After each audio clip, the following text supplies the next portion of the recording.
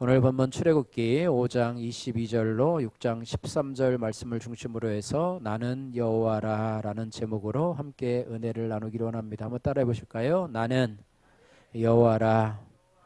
이 말씀을 여러분 한 주간 동안 잘 붙잡고 사시기를 원하고, 오늘 나는 여호와라 라고 이 하나님이 모세에게 말씀하신 이 의미가 무엇인지를 여러분 잘 파악하시고, 또 이 말씀을 마음에 담아서 모세에게만 주신 것이 아니라 나에게도, 또 우리 가정에도, 또 우리 교회에게도 주신 말씀으로 여러분들이 잘 깨닫고 이 말씀을 품고 승리하시기를 주님의 이름으로 축복합니다. 오늘 본문을 간단히 살펴보면요, 이 모세는 자신이 애굽의 바로를 찾아간 일로 인해서 이스라엘 백성들이 더 학대받은 일로 인하여서 오늘 본문에 보니까 하나님 앞에 하소연을 하는데요, 어찌하여 나를 보내셨나이까 이렇게 하소연하고요, 또 어찌하여 이 백성이 학대를 당하게 하셨나이까 이렇게 하나님 앞에 탄원을 합니다. 그러자 하나님께서 나는 여호와이니라 라고 하시면서 이스라엘의 신음소리를 내가 듣고 나의 언약을 기억하노라 라고 하시면서 언약을 성취하겠다 이렇게 말씀하고 있습니다. 그러나 모세는 자신은 입이 둔한 자이어서 바로가 듣지 않을 것이라 이야기를 하지만, 또 하나님의 설득하심으로 인해서 용기를 얻어서 모세가 하나님의 명령에 순종해서 바로에게 다시 나아가서 하나님의 뜻을 전하게 된다라는 내용이 오늘 본문의 말씀입니다. 그래서 오늘 본문의 이 5장 22절에서 23절 말씀을 먼저 한번 읽어보도록 하겠습니다. 5장 22절 23절이 한 목소리로 같이 읽겠습니다. 모세가 여호와께 돌아와서 아뢰되 주여 어찌하여 이 백성의 학대를 당하게 하셨나이까? 어찌하여 나를 보내셨나이까? 내가 바로에게 들어가서 주의 이름으로 말한 후로부터 그가 이 백성을 더 학대하며 주께서도 주의 백성을 구원하지 아니하시나이다. 아멘. 예. 지금 애굽으로부터 학대받는 이 이스라엘의 모습을 바라보면서 이 모세가 하나님 앞에 탄원을 하고, 또 애굽의 이스라엘의 백성들도 하나님 앞에 학대받는 모습을 보면서 이 애굽의 바로왕 자신들을 괴롭히는 애굽의 바로왕을 주목하고 있습니다. 그러나 하나님 관점에서 볼 때, 또 하나님의 눈에서 볼 때는 이 모세의 탄원함과 또 이스라엘 백성들의 이 어떤 불신앙의 모습을 바라보면서 참 안타까울 수밖에 없지만, 마찬가지로 모세의 눈에서 볼 때도 하나님이 가라 하셨는데, 애굽 땅으로 가서 저들을 구출해 내라고 말씀하셔서 가셨는데 거기에 대해서 오히려 더 학대를 당하고, 또 바로도 말을 잘 듣지 않는 것을 보면서 이 모세의 눈에는 하나님이 마치 침묵하시는 하나님처럼 이렇게 보이는 그런 모습을 보게 됩니다. 그래서 침묵하시는 하나님, 과연 하나님은 침묵하시는 하나님일까? 이런 부분에 대해서 저희들도 참 신앙생활하면서 한 번씩 의구심을 가지는 그런 부분인데요. 우리가 하나님 앞에 기도를 해도 응답이 참 빨리 오면 좋은데, 그죠? 제가 생각하기로는 초신자 때는 빨리 주시는 것 같아요. 그러나 좀 신앙이 좀 지나고 연륜이 지나면 조금 그것이 좀 길어지지 않는가. 초신자는 믿음이 없으니까 기도하면 그냥 바로바로 응답이 되게 하시는데, 기도해도 잘 무슨 응답이 잘 오지 않고 이러면 혹시 하나님이 침묵하고 계시는 것은 아니신가, 뭐 이렇게 생각을 하고요. 또 세상을 살아가면서 참 어려움을 당하고, 또 우리가 불의의 사고나 또 질병을 당하고 이렇게 하면, 또 그러면서도 하나님 앞에 섭섭한 마음이 있고, 또 하나님 앞에 원망하는 마음이 있고, 나는 지금 신앙생활 잘하고 있는데 왜 하나님은 이렇게 나에게 이런 길을 허락하시나 라고 하면서 혹시 침묵하시는 하나님, 이런 하나님에 대해서 혹시라도 섭섭해하면서 또 원망하고 불평하는 경우가 우리 가운데 있는데요. 세상 사람들은요, 하나님 없는 세상 사람들은요, 어떤 고난이나 어려움이 닥칠 때 사람 탓을 합니다. 누구 때문에 그랬다고 하고요. 또 어떤 사람은 환경 탓을 합니다. 내가 그런 환경이 되질 못해서 그것 때문이야 라고 하면서 자신을 보지 못하고 그렇습니다. 그런데 하나님께 대한 믿음을 가진 사람조차도 그런 어떤 곤란을 당할 때에 자신을 하나님 앞에서 돌아보고 주님의 뜻을 찾기보다는 당장은 눈앞에 닥친 현실을 바라보면서 하나님은 왜 나를 이런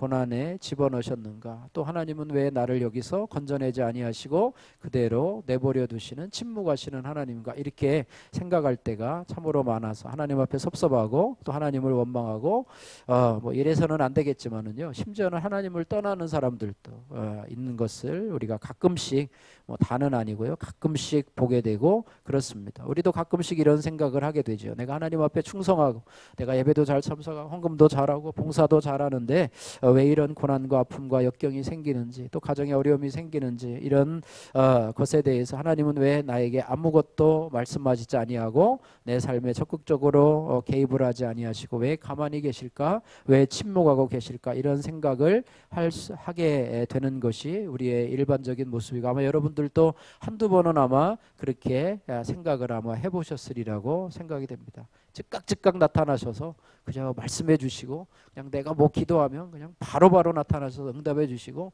그러면 하나님 얼마나 좋으실까, 그죠? 얼마나 좋으실까. 지금 기도하면 바로 응답되고, 오늘 기도하면 내일 응답되고, 이렇게 하면 얼마나 좋을까, 이렇게 생각을 하게 되는데요. 특별히 우리가 성경에서요, 갑작스러운 고난으로 인해서 하는 이 고난의 대표적인 인물이 있어요. 욥기에 보면 누가 있죠?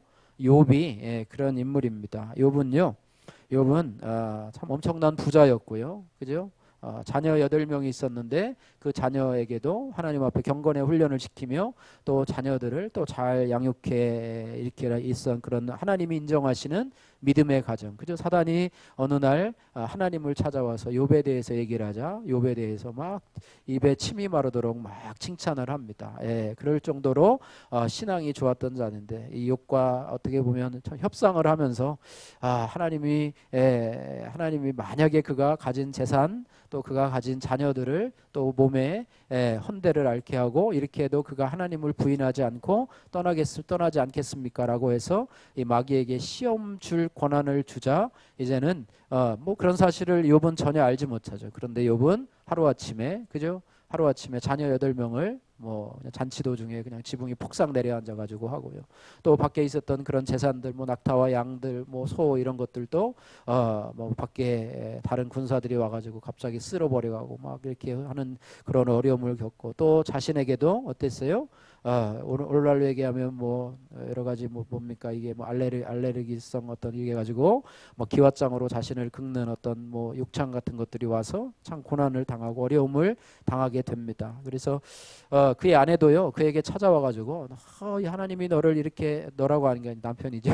당신을 이렇게 대접을 하니까 하나님을 욕하고 대접버리라 뭐 이렇게 얘기도 하고 막 못된 얘기를 많이 하고요. 또 친구들도 찾아와 가지고 네가 죄를 범했기 때문에 이거는 죄에 대한 하나님의 심판이다. 네가 잘못한 게 뭐 있나 생각해보고 하나님 앞에 솔직히 회개하라. 뭐 이렇게 하다 욥은 뭐 꿋꿋하게 자신의 믿음을 지키고 난 잘못한 게 없다. 뭐 이렇게 얘기를 하는데요. 어쨌든 그러면서 이 욥이 이런 고난과 어려움을 겪으면서 한 고백이 있어요. 욥기 1장 22절 23절 말씀인데요. 우리는 뭐 잘 아는 말씀이죠. 이르되 내가 모태에서 알몸으로 나왔사온즉 또한 알몸이 그리로 돌아가올지라.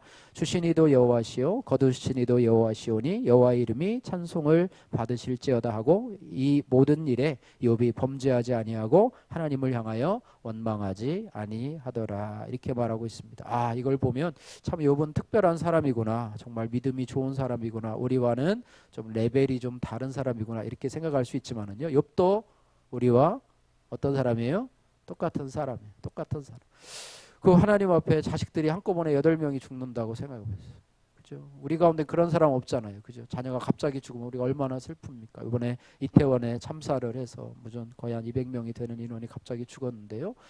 100 뭐 얼마인가요? 150 몇 명인가요? 이렇게 죽었는데 그 부모들은 지금 얼마나 상신된 마음을 가지고, 또 찬바람이 지금 불어오고 추위가 오는데 얼마나 그 마음이 시릴까, 이런 생각들을 해보고요. 그죠? 아침에 갔다 올게 하고 나갔던 자녀가 돌아오지 않고 싸늘한 시신으로 이렇게 왔는데 얼마나 아프겠습니까? 그런데 8명의 자녀를 한꺼번에 잃어버리고, 또 그가 하나님의 축복으로 알던 그런 재산도 한꺼번에 날아가게 되고, 자신의 몸도 스스로 건사할 수 없을 정도의 가려움으로 괴로워하고 있고, 또 헌대가 나는 이런 모습을 통해서 얼마나 힘들고 어려웠겠습니까? 그러나 그 아픔들을 다 자신의 몸으로 감대하면서 주신 자도 여호와시요 또 취하신 자도 여호와시오니 여호와께서 찬송을 받으실지로다. 이렇게 고백하는 그 욥의 신앙의 고백은 저와 여러분들이 좀 따라가야 될 그런 상황이 아닌가 이런 생각을 하고요. 그래서 우리도 어떻게 보면 참 그런 참 신앙의 고난을 당하는 신앙의 모델이 바로 욥이 아닌가 이렇게 생각을 하고요. 하나님은 그런 가운데서도 침묵하시는 하나님인가 이렇게 생각을 해보지만 결국에는요, 하나님께서 그 고난의 과정을 다 이겨내시고 또 욥과 만나주시고, 그래서 결국은 어떻게 하셨습니까? 또 8명의 자녀가 갑자기 부활해서 살아난 것이 아니라요, 또 새로운 자녀를 주셨어요. 그 가운데 정말 미인도 있고 정말 아름다운 자녀들도 주셨고요. 또 재산도 갑절이나, 그죠? 욥기 40장에 보면은 그런 막 결론의 이야기들이 나오는데요. 욥이 가진 그런 축복에 대해서 말씀하고 있는데요.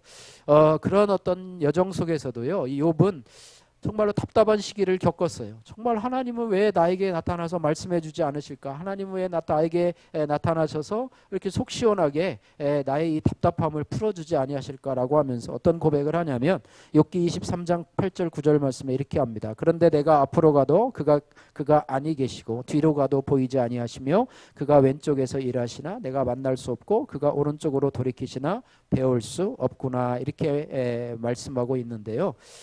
하나님께서 침묵하신다고 사람들이 그렇게 생각을 해요. 그런데 하나님 입장에서는 침묵한다는 것은 뭐냐면, 전에 어떤 대통령도 그랬잖아요. 나라에 어려운 문제가 생기면 나와서 이렇게 좀 해명을 좀 해야 될 게 아닙니까? 이렇고 이래가지고 제가 어떤 부분은 잘못을 했고 국민들에게 참 죄송합니다, 뭐 이래야 되는데요, 그냥 잠수를 타버려요. 그리고 아무 얘기도 안 해요. 아무 얘기도 안 하고 그 다음에 그 문제가 지나가면 그때 와서 이제 뭐 그냥 없었던 것처럼 얘기하는데, 하나님도 우리 성도들이 어려움을 당하면 그냥 어디 가버려, 어디 외출해버려 가지고 나는 그거 모른다 하고 눈을 감고 계시는 하나님인가? 그렇지 않다고 하는 것입니다. 사람과 같이 그러지 아니하시고 고난과 아픔의 현장 속에서도 하나님은 다 지켜보고 계시고, 뭐를 기다리고 계시냐면 하나님의 때를 기다리고 계신다고 하는 사실이에요. 그래서 하나님은 나의 모든 형편과 사정을 다 아시는 하나님, 나를 지켜보고 계시는 하나님, 하나님의 합당한 때를 기다리고 계시는 하나님이시라고 하는 거예요. 그래서 문제가 뭐냐면 우리는 조급해서 이러한 하나님의 때를 기다리지 못하고 하나님 앞에 원망하고 불평하고 또 이런 모습들이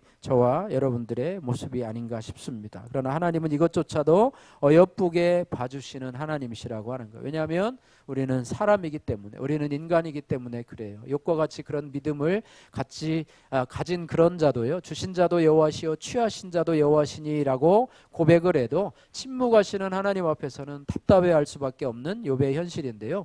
오늘 이 본문에 이 모세를 통해서 보면 어찌하여 하나님께서 이 백성에게 더 학대를 당하게 하시나이까? 하나님이여 어찌하여 나를 애굽 왕에게 보내셨습니까? 이 결론이 나지 않는데도 불구하고 오히려 내가 가면 애굽 왕이 나한테 엎드려 가지고 그렇게 하나님의 명령대로 하겠습니다, 주의 백성들이 하나님 앞에 제사를 드릴 수 있도록 그렇게 이스라엘 백성과 그의 짐승들을 다 이 광야의 사흘길까지 가서 하겠습니다, 이렇게 얘기를 해야 되고, 백성들에게 대한 그런 애굽 바로 왕의 그런 학대도 멈추어야 되고 이렇게 되는데, 오히려 반대가 되니까 하나님 도대체 어찌하여 나를 보내셨고 어찌하여 나를 이렇게 이스라엘 백성들을 학대를 하게 하시나이까, 이런 호소를 하게 되는데요. 그런 어찌하여의 하나님의 기도를, 어찌하여라고 하는 그런 기도조차도 하나님은 다 듣고 계시는 하나님이시라고 하는 것입니다. 예수님께서도요, 십자가상에서 이렇게 말씀하십니다. 예수님이 십자가상에서 하신 말씀을요, 가상칠언이라고 그러는데 그 중에서 4번째 말씀이 바로 이 말씀이에요. 엘리 엘리 라마 사박다니, 나의 하나님 나의 하나님 어찌하여 나를 버리셨나이까, 이런 고백을 합니다. 예수님이 이런 고백을 하게 되는데요, 본문의 말씀은요, 하나님의 말씀에 순종해서 인류의 죄를 홀로 다 지시고 십자가에 달리신 독생자 예수 그리스도의 하나님 아버지를 향한 처절한 그런 절규였다고 하는 것이에요. 그래서 어찌하여 나를 버리셨나이까, 나의 하나님 어찌하여 나를 버리셨나이까 라고 말씀하시는데요, 하나님이 거기에 대해서 뭐로 응답하시는가? 응답하지 아니하시고 고개를 돌려 버리시는 하나님이시라고 하는 거예요. 예, 하나님이 그 독생자 예수 그리스도를 십자가에 못 박히도록 사명을 주셔서 이 땅에 보내셨는데, 정작 십자가에 못 박힐 때에는 하나님께서 잘했다, 착하고 충성된 종아가 아니고 오히려 얼굴을 돌려버리시고 침묵하시는 하나님이셨다. 그래서 그 침묵의 증거로 어떤 일이 나타나면, 예수님이 십자가에 못 박히시고 돌아갈 때에 온 땅에 어둠이 임하는, 그죠? 하늘의 이 태양도 햇빛도 빛을 잃고 어두움이 온 땅에 임하는 그런, 어떻게 보면 그거는 온 인류에 대한, 그러니까 온 인류를 품고 그 죄를 한 몸에 받으신 예수 그리스도에 대한 하나님의 심판의 사인이었다고 하는 거예요. 그래서 어쩔 수가 없는 거죠. 하나님도 어찌할 수가 없는 거죠. 예수 그리스도를 바라볼 때에는 그분은 죄가 없으시고 그분은 심판을 받지 않을 만한 마땅한 분이셨지만, 예수님 자체가 온 인류의 죄를 짊어지고 가셨을 때에는 하나님께서는 그 죄를 용서해 주시기 위해서는 예수님을 심판할 수밖에 없었던 그런 존재라고 하는 것입니다. 그래서 죄에 대한 저주가 바로 어둠으로 나타난 것이죠. 그래서 예수님의 십자가상에서 어찌하여라고, 어찌하서 하나님은 어찌하여라고 나를 버리셨나이까라고 하는 것은 뭐냐면, 철저한 하나님의 죄에 대한 심판과 그 죄값이 얼마나 무서운지를 우리들에게 보여주고 있는 말씀이라고 하는 것입니다. 그래서 우리가 하나님 앞에 어찌하여 나를 이렇게 하십니까? 모세의 어찌하여, 예수님의 어찌하여, 또 저와 여러분들의 고백하는 어찌하여 나의 삶에, 또 이태원에 참사를 당한 그 중에서 크리스찬 부모도 있겠죠, 그죠? 교회에서 뭐 집사, 권사로, 장로로 이렇게 봉직하는 자녀들도 있겠죠. 전에 세월호도 안산에 보면은 교회에서마다 뭐 학생회 출석하고 부모들도 다 있었는데, 어찌하여라고 부르짖는 모든 사람들의 그 대답에 대해서 하나님은 침묵하시는 하나님이신데, 그들의 아픔을 같이 공유하시고 같이 아파하시고 또 그 때를 기다리시는 하나님, 또 그들의 아픔을 치유하시기를 원하시고 때를 기다리시는 하나님. 할렐루야. 예, 그래서 그 당시에는 뭔가 우리가 하나님 앞에 해결책을 받기가 참 어려운 것 같아요. 하나님의 응답을 즉시 받고 내가 이것 때문에 너의 자녀를 데려갔다, 이런 말을 듣기가 참 어려운데도 불구하고 우리가 하나님 앞에 꿋꿋하게 믿음으로 나가게 될 때, 하나님께서 우리에게 이제는 그 때가 지나면, 할렐루야, 우리의 때가 지나면 하나님이 응답해 주시는 그런 역사를 체험하게 된다라고 하는 것입니다. 그래서 하나님은 그런 고난을 통해서요, 왜 우리에게 고난을 그냥 허용해 주시느냐 하면, 나의 믿음 없음을, 한번 따라해 보세요. 나의 믿음 없음을 드러내시고, 할렐루야, 어찌하여의 과정 속에서 나의 믿음 없음을 드러나게 하시고, 오히려 그 과정 속에서 하나님만을 더 전적으로 의지하기를 원하시는 하나님이시고, 우리의 삶이 나의 열심과 나의 노력으로 되는 것이 아니고 오로지 하나님의 뜻에 달려있는 것임을 알게 하려고 하나님이 이런 침묵의 시간을 보고 있는 것이 아닌가, 이런 교훈을 오늘 말씀 속에서 우리가 생각해 보고자 하는 것입니다. 이런 침묵 속에서 하나님은 자신을 드러내게 되시는데요, 모세를 찾아와서 자신이 어떤 분인가를 말씀해 주고 있습니다. 오늘 2절과 6장 2절 3절 말씀 우리 같이 한번 읽어보도록 하겠습니다. 하나님이 모세에게 말씀하여 이르시되, 나는 여호와이니라. 내가 아브라함과 이삭과 야곱에게 전능의 하나님으로 나타났으나 나의 이름을 여호와로는 그들에게 알리지 아니하였고. 2절 말씀해 보니까 한번 따라해 보세요. 나는 여호와니라. 나는 여호와니라 라고 말씀하는데요, 이 말의 의미가 도대체 무슨 의미일까 생각을 해보면서 하나님이 이렇게 말해요. 3절에 내가 아브라함과 이삭과 야곱에게는 전능의 하나님으로 나타났으나 나의 이름을 뭐로는요? 여호와로는 그들에게 알리지 아니하였고, 이렇게 말합니다. 이게 무슨 뜻일까? 아브라함과 이삭과 야곱 하면 믿음의 조상 아닙니까? 그죠? 믿음의 선진들인데요.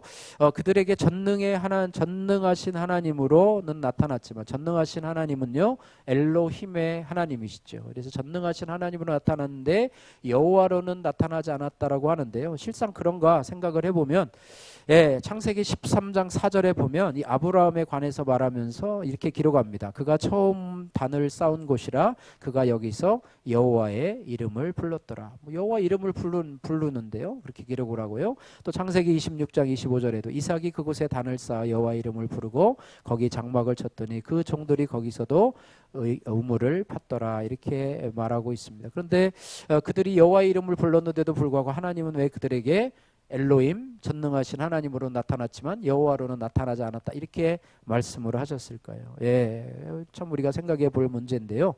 이 말씀의 의미는 뭐냐면 과거 아브라함과 이삭과 야곱에게는 전능한 하나님, 전능하신 하나님, 엘로의 하나님, 그게 뭐냐면 약속을 언약을 체결하시는 하나님, 언약을 맺으시는 하나님으로 그들에게 나타나셨지만은 여호와로는 이르지 않았다. 그것은 뭐냐면 언약을 실천하시는 하나님. 할렐루야.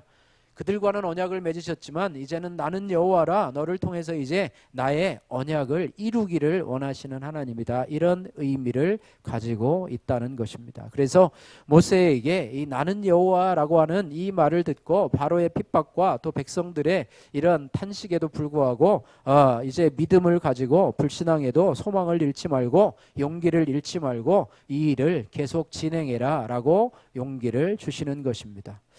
모세의 후계자인요. 모세가 죽고 나서 후계자를 모세의 후계자로 누구를 세우냐면 여호수아를 세우지 않습니까? 그래서 여호수아도 이제는 가나안 땅으로 들어가서 가나안 정복 전쟁을 벌여야 되는데 뛰어난 모세의 어떤 시종으로서 수종은 들었지만 모세처럼 뛰어날 자신이 없고요. 또 자신의 힘을 생각해 볼 때는 두려운 마음이 가득했어요. 그때마다 하나님께서 이 모세에게 힘을 여호수아에게 힘을 주셨는데요. 뭐라고 말씀하시냐면 여호수아 1장 7절 9절 말씀에 오직 강하고 극히 담대하며 나의 종 모세가 내게 명한 그 율법을 다 지켜 행하고 우로나 좌로나 치우치지 말라. 그리하면 어디로 가든지 형통하리니 이 율법책을 내 입에서 떠나지 말게 하고 주야로 그것을 묵상하여 그 가운데 기록한 대로 다 지켜 행하라. 그리하면 내 길이 평탄하게 될 것이며 내가 형통하게 되리라. 내가 명령한 것이 아니냐? 한번 따라해 보세요. 강하고 담대하라. 두려워 말며 놀라지 말라. 내가 어디로 가든지 내 하나님 여호와가 너와 함께하느니라. 할렐루야. 여호수아는요 이 말씀을 붙잡고요 가나안 정복 전쟁 또 그가 주님 앞에 갈 때까지 이 말씀을 붙잡고 자신의 마음이 약해지고 또 두려움 가운데 떨 때마다 이 말씀을 묵상하면서 하나님 앞에 모세의 후계자로서 지도자의 역할을 잘 감당하게 되었을 줄 믿습니다. 하나님은요 약속에 신실하신 하나님이세요. 하나님은요 그 약속을 하시고 내가 잘못 얘기했네 바꿀게 그렇게 하고 변개하시는 하나님이 아니시라고 하는 거예요. 민수기 23장 19절 말씀에 하나님은 사람이 아니시니 거짓말을 하지 아니시고 인생이 아니시니 후회가 없으시도다. 어찌 그 말씀하신 바를 행하지 아니하시며 하신 말씀을 실행하지 아니하시랴. 이렇게 말씀하고 있습니다. 하나님은요 하신 말씀에 대해서 절대로 변개하시는 하나님이 아니시고 하신 말씀에 대해서 거짓말하시는 하나님이 아니시고 그것을 반드시 이루시는 하나님이시라고 하는 것입니다. 할렐루야. 사람은 그렇지 않죠. 자기가 유리할 때는 이렇게 하고 불리할 때는 또 이렇게 바꾸고 그러는 사람이지만은요 하나님을 사람처럼 봐서는 안 된다라고 하는 것입니다. 하나님은 반드시 약속하신 것을 끝까지 지키시는 하나님, 실천하시는 하나님이시라고 하는 거예요. 그래서 가장 지혜로운 자는 가장 지혜롭게 신앙생활을 하는 자는 어떤 자인가? 하나님의 말씀을 붙잡고 그 말씀을 부여잡고 또 그 말씀이 이루어질 것을 믿고 신뢰하며 나가는 자가 가장 지혜로운 자라고 하는 것입니다. 신앙생활을 하면서 가장 어리석은 성도가 어떤 사람이냐? 말씀은 덮어놓고 자신의 감정을 의지하는 사람이 가장 어리석은 사람이에요. 감정을 의지해요. 여러분 감정은요 하루에 수십 번도 더 변하지 않습니까? 그래서 감정 기분 좋았을 때는 뭐 또 이렇게 하다가 또 기분이 나빴을 때는 또 저 밑바닥으로 떨어지다가 구원의 확신도 그래요.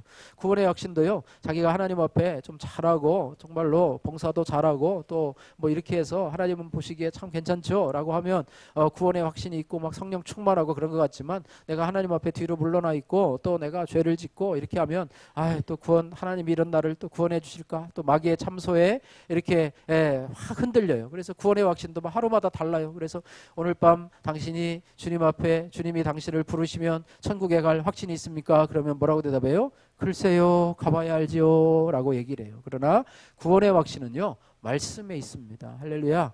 영접하는 자 곧 그 이름을 믿는 자들에게는 하나님의 자녀가 되는 권세를, 하나님이 세상을 이처럼 사랑하사 독생자를 주셨으니 이는 그를 믿는 자마다 멸망치 않고 영생을 얻게 하려 함이라. 이렇게 말해요. 그죠? 예, 그 말씀에 근거해서 내가 구원받는 거지, 내 감정에 의지해서 구원받으면요, 우리가 그 감정이 우리를 끌고 가지 못해요. 감정은요, 오락가락합니다. 그래서 여러분이요, 이 땅을 살아갈 때도 오늘 기분이 안 좋아, 오늘은 날씨가 오늘 비도 오고 뭐 이제 막 쌀래기도 오고 눈보라도 치니까 오늘은 기분이 안 좋아, 말하면 짜증내고 이러는 게 아니라요, 여러분 그래도 감사하시기를 주님의 이름으로 축복합니다. 여러분요, 날씨에, 여러분의 감정에, 여러분의 하루의 삶을 맡기지 마세요. 여러분 말씀을, 그래서 여러분 저희들이요, 하루에 한 번씩 이렇게 말씀을 보내잖아요. 근데 이 말씀을요, 여러분 그냥 또 오늘 또 목사님 또 보내셨네, 집어치워 뭐 이러고 하지 마시고요. 여러분 제가 보낸다고 생각하지 마시고요, 하나님이 여러분에게 말씀 주신다고 여러분 생각하십시오. 할렐루야. 그래서 정말 하나님이 여러분에게 매일매일 말씀을 주셔요. 제가 인위적으로 오늘은 무슨 말씀을 정해야 될까 이렇게 하는 게 아니고요, 저도 어디서 매일매일 올리는 말씀을 그대로 저도 전달하는 입장이에요. 이 카피풀이라고 하는 곳에서 매일 담당자가 누군지 모르겠어요. 담당자가 무슨 뭐 실령해가지고 그날 뭐 새벽기도에 내일은 무슨 말씀을 디자인해가지고 딱 멋있잖아요, 그죠? 딱 올리고 밑에 또 영어, 제가 보내는 분 중에 한 분은요, 고등학교 영어 선생님이 이제 은퇴하셨는데, 이제 감리교 권사님이세요. 다양한 분한테 보내는데, 그분은 그래요. 저한테, 지난번에 목사님 매일 말씀을 보내주셔서 하면서 감사헌금을 저한테 보내주셨어요. 이번에도 우리 예빈이 하는데도 또 헌금을 또 이렇게 보내주셨는데요. 그랬는데 뭐라고 그러시냐면, 목사님 매일매일 말씀을 보내주시는데요, 제가 도움을 받는 거 뭐냐, 영어 선생님이잖아요. 그러니까 고기를 이렇게 확대해 보면 영어가 이렇게 보이잖아요. 그러니까 제가 그 영어를 읽으면서 너무 은혜를 받아요. 목사님 너무너무 감사해요. 그렇게 하는 경우를 보았어요. 지난번에 우리가 이제 성전 이전 감사 우리 5주년 기념 예배를 하면서 우리가 이제 이렇게 하면서 누구를 도와야 될까 그러면서 제가 감사 카드를 나누는 분 중에 우리 성도님 중에 그 딸을 중2 때 뇌경색을 당해가지고 1년 내내 지금 수술을요 뭐 10몇 번을 하고요, 지금 진짜 많이 좋았어요. 전에는 이 목에다가 이 구멍을 뚫어가지고 거기에다가 이렇게 식사를 집어넣고 잘 말도 못하고 또 삼키는 것은요 기적이었어요. 기적. 물 한 모금 삼키는 거 기적이었었고, 그냥 누워서요 그냥 거의 뭐 식물인간처럼 있었는데요, 정말 여러분이 기도하고 또 이렇게 하면서 여러분 동영상 잠깐 보셨죠. 지금은 이제 아빠한테 핸드폰 사달라고 해서 핸드폰도 보고 아빠 사랑해요 라고 말도 하고 이제 물도 삼키고 이런 모습을 보았는데요. 제가 우리 교회만 하면 얼마 되지 않잖아요. 한 30, 이번에 뭐 얼마 나왔는데 얼마 되지 않아요. 그래서 생각을 하고서 제가 했었는데요. 우리 좀 말씀 카드 보내는 분들한테 좀 지원을 요청해야 되는데 제 자신이 안 서는 거예요.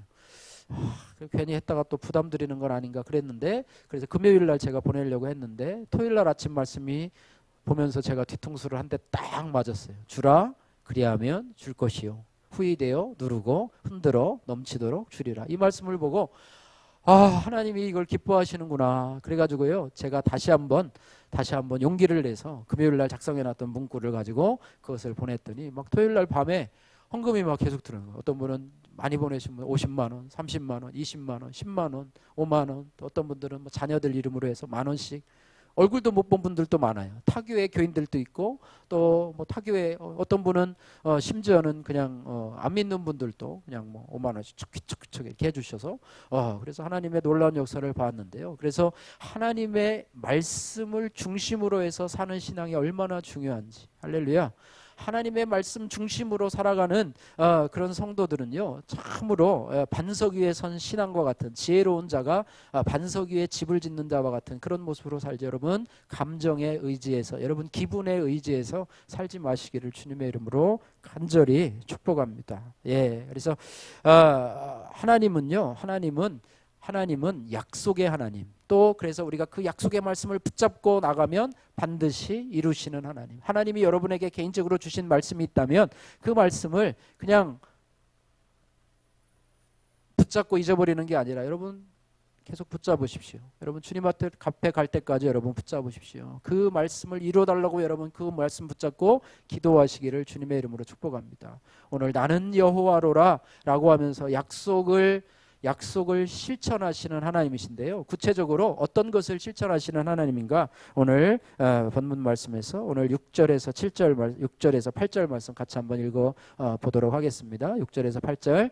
그러므로 이스라엘 자손에게 말하기를 나는 여호와라 내가 애굽 사람의 무거운 짐 밑에서 너희를 빼내며 그들의 노역에서 너희를 건지며 편팔과 여러 큰 심판들로서 너희를 속량하여 너희를 내 백성으로 삼고 나는 너희의 하나님이 되리니 나는 애굽 사람 짐 밑에서 너희를 빼낸 너희의 하나님 여호와인 줄을 너희가 알지라. 내가 아브라함과 이삭과 야곱에게 주기로 맹세한 땅으로 너희를 인도하고 그 땅을 너희에게 주어 기업을 삼게 하리라. 나는 여호와라 하셨다 하라. 아멘. 6절에도 나는 여호와라 라고 하면서 이제는 애굽 사람의 무거운 짐 밑에서 너희를 빼낼 것이고 그 노역에서 건져낼 것이고 또 나의 편팔과 여러 큰 심판들로서 10가지 재앙이겠죠. 그죠? 그것들로서 너희를 속량하고 이제는 이스라엘 백성을 내 백성으로 삼고 나는 너희의 하나님이 될 것이다. 또 그러면서 너희는 나를 여호와인 줄로 알 것이다 라고 하면서 이제는 아브라함과 이삭과 야곱에게 주기로 맹세하신 땅으로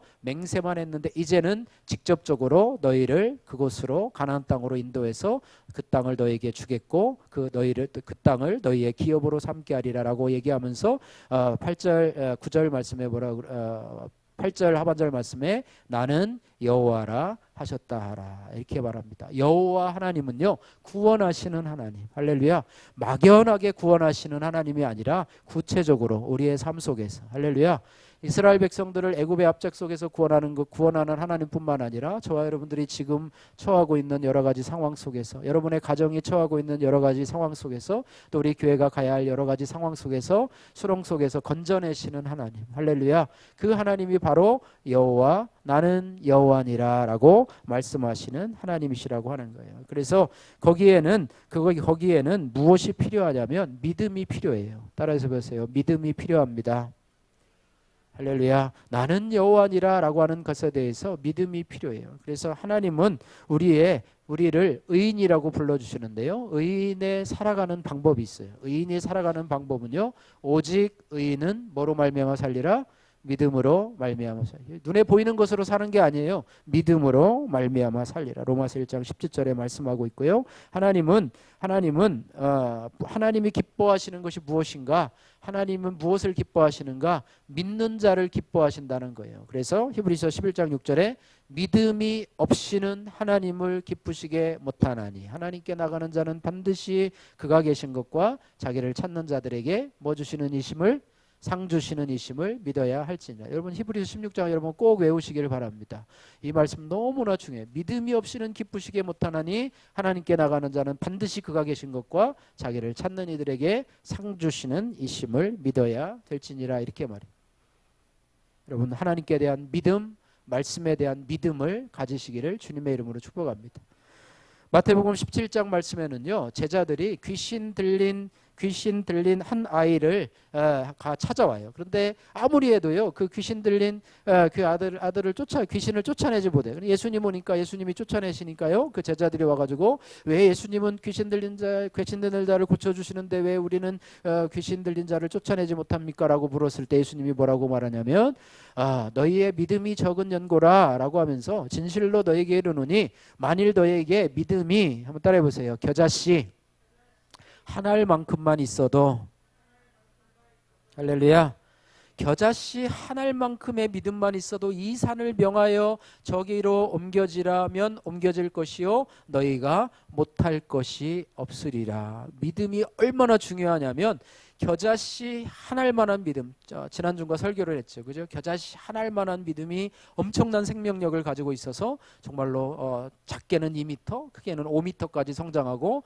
또 버드나무처럼 이렇게 쳐져가지고 거기에 새들이 깃드는 그런 것인데요. 우리의 믿음도 겨자씨 하나일 만한 믿음만 여러분이 있어도 그 말씀의 그 하나라고 하는 믿음, 오늘 나는 여호와로라 하고 하는 이 말씀에 대해서 여러분이 겨자씨 하나일 만한 믿음, 여호와는 말씀을 성취하시는 말씀을 맺으시고 또 계약을 체결하실 뿐만 아니라 성취하시는 하나님, 구체적으로 나의 삶에 나를 수렁과 같은 웅덩이 속에서 나를 구원해내시고 건져내실 하나님에 대한 그 믿음이 겨자씨 하나만 있으면 하나님께서 반드시 응답해 주실 것이다. 할렐루야.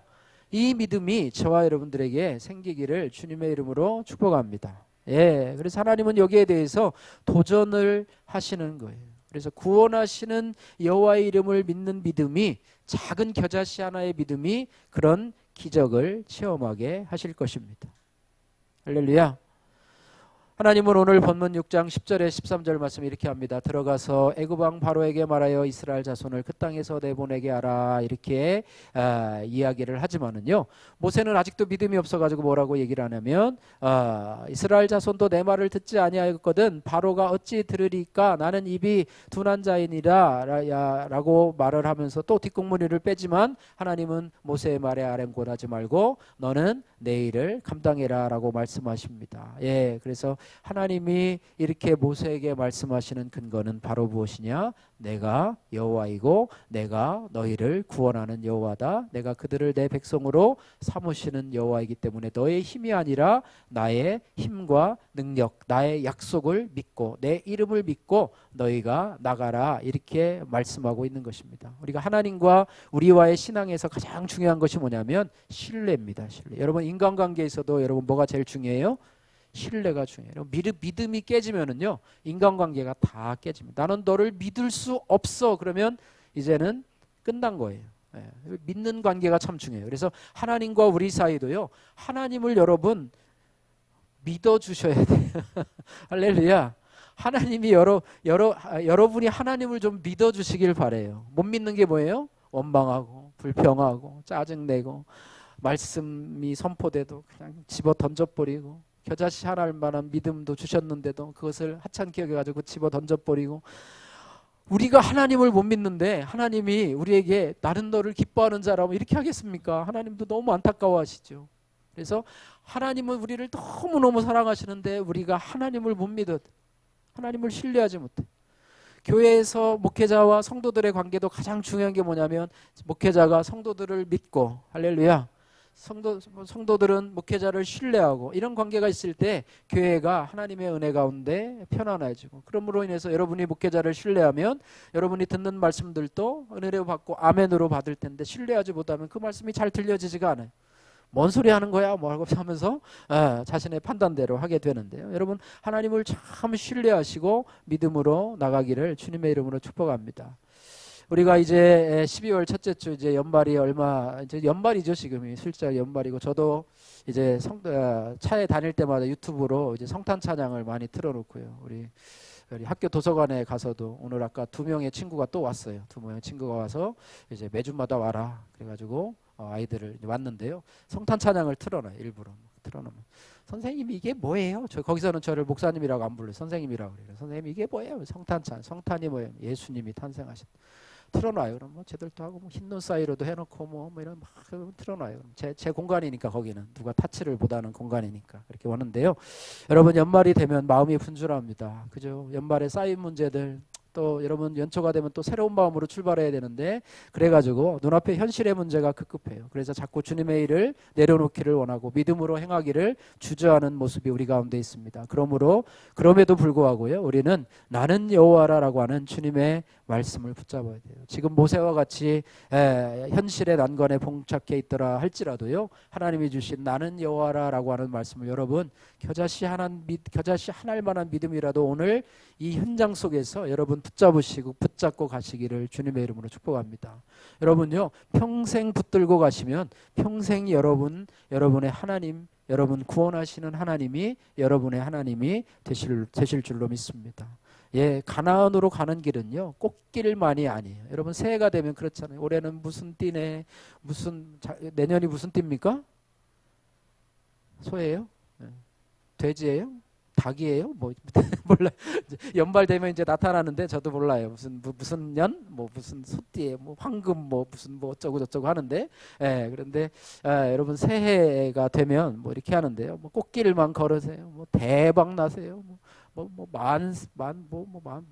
만사 형통하세요. 뭐 이런 말 축복의 말 많이 하잖아요. 근데 우리가 가나안으로 가는 길은요, 꽃길만 걷는 게 아니에요. 여러분 만약에 하나님이요 우리에게 꽃길만 걷게 했다면 우리 가운데 천국 갈 사람 거의 없어요. 한 명도 없으리라고 저는 확신합니다. 여러분 꽃길이 아니고요, 그 가운데 가시밭길도 있고 또 거기에 십자가 길도 있고 거기에 좁은 문도 있고 좁은 길도 있고 이런 여러 가지 광야의 길을 거치게 하심으로 인해서 우리가 하나님 앞에 하나님을 더 의지하고 우리가 믿음으로 더 신뢰하게 하는 하나님이 만들어주시는 그런 광야 학교에 입학을 해서 그것을 걸으면서 우리의 신앙이 점점 새로워지는 것입니다. 그래서 그곳에는 외로움도 있고요, 또 때로는 고독함도 있고요, 때로는 거기에 아픔도 있을 수 있지만은요, 그 모든 것이 저와 여러분들의 성화를 위해서, 하나님의 자녀로서 합당한 자격을 갖추기 위해서 하나님이 저와 여러분들에게 함께 하는 것이라고 하는 것이죠. 그래서 우리의 성화를 위해서 우리가 앞으로 걸어가야 될 산들이 많이 있고요, 또 경험해야 될 그런 광야가 많이 있습니다. 욕과 같이 신실하게 살아도요, 의도치 않는 그런 난관을 만나게 되게 됩니다. 그런데 욥은 뭐라고 고백하냐면 욥기 23장 10절 말씀에 이렇게 고백을 합니다. 한번 따라서 보실까요? 그러나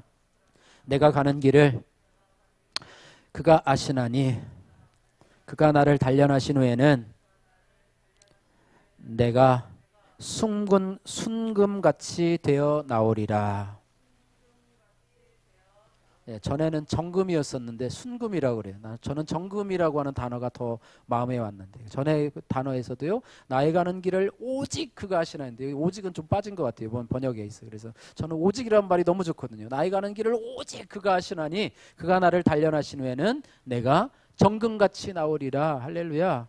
이 말씀도 여러분 외우셔야 돼요. 이 말씀 너무 좋은 말씀이고요. 여러분이 힘들고 어려울 때마다 나의 가는 길을 오직 그가 하시. 나는 몰라요. 내 앞길이 막 칠흑같이 어둡고 힘들고 앞이 보이지 않을 때도 나의 가는 길을 오직 그가 하시나니 욥의 고백이 여러분의 고백이 되시길 바랍니다. 욥기 23장 10절 말씀 여러분 반드시 외우셔서요, 이 말씀이 여러분 붙잡고 살아야 될 말씀이고요. 또 하나는 어떤 말씀이냐면 로마서 8장 28절 말씀, 하나님을 사랑하는 자, 곧 그 뜻대로 부르심을 입은 자들에게는 모든 것이 합력하여 뭐를 이루신다고요?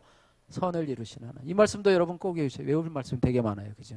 예, 여러분 주요한 구절 한 2, 30구절만 외우면요, 그 말씀 여러분 붙잡고 녹여 먹고 또 구워 먹고 볶아 먹고 지져 먹고 이렇게 하면서 무쳐 먹고 이렇게 하면서 그 말씀이 여러분의 인격이 되어서 살아가면요, 여러분이 흔들릴 때마다 그 말씀 묵상하고 또 어려울 때마다 그 말씀 묵상하고, 저는요 아무것도 염려하지 말고 오직 모든 일에 기도와 간구로 너희 구할 것을 감사함으로 하나님께 알아. 그래야 모든 지가 있던 하나님 평강이 그리스도의 손에서 너희 마음과 생각을 지키리라.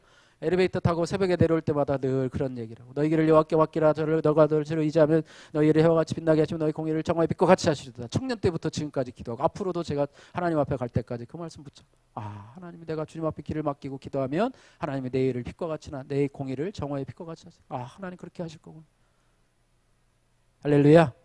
여러분 이런 믿음을 가지시고요. 예, 그래서 오늘 하나님은요 그것 때문에 하나님 두려움에 떨고 있는 모세에게 나는 여호와로라 말씀하고 있습니다. 나는 약속을 체결할 뿐만 아니라 그것을 지키는 여호와라. 나는 너희를 구체적으로 구원해서 가나안 땅으로 인도하실 여호와라. 반복적으로 말씀하시면서 모세가 그곳으로 갈 수 있도록 그러신 하나님. 그러므로 우리도 이스라엘 백성들과 같이 애굽의 노예 생활을 벗어나기 위해서는, 새로운 믿음의 세계로 가기 위해서는 반드시 고난의 터널을 극복하고 가야 되는데, 그러기 위해서는 하나님 우리에게 나는 여호와라는 주님의 말씀을 믿는 믿음이 필요함을 가르치고 있습니다. 여러분 오늘 모세에게 주신 말씀이지만 저와 여러분들에게 주시는 말씀으로 여러분 기억하시고 암기하기도 쉽잖아요. 그죠? 나는 여호와라, 나는 여호와라, 나는 여호와라.